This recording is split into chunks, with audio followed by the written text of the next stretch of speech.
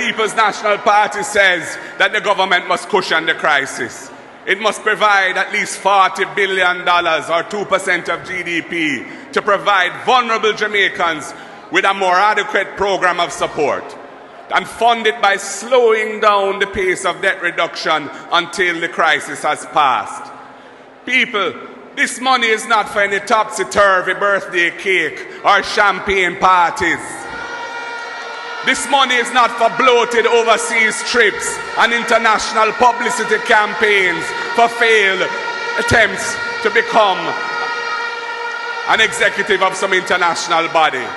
It is not to build entrance signs in a town that cost millions of dollars per letter. No, comrades, the money is not for sleazy nepotism and cronyism, scraping public resources into the pockets of the well-connected and their friends. No way. We would be strengthening programs for the vulnerable members of the society, families on path, NIS pensioners, persons on poor relief, and female-headed households who are struggling to survive. We would be supporting small farmers so that they can produce the food to feed the nation and reduce wasteful food imports. We would be giving transport operators and motorists a break and reduce transport costs on the people by capping the ad valorem gas tax at the budgeted oil price of $67.50 US per barrel.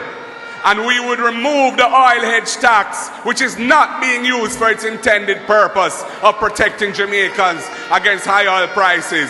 Or we would reallocate it to help low-income households cover the expenses of regularizing their electricity supply and to help them go solar to reduce their light bills so JPS can't come and take away them light. We would assist the many small businesses that are going under as they face higher interest rates and consumers with less and less disposable income to support their businesses. These are strategic investments in the Jamaican people and the society as a whole in a time of crisis. So when you hear me say, cushion the crisis, it is not just about how we live in the present, but it is also about how we prepare for the future. We must protect our society today so that we can ensure a better and stronger tomorrow.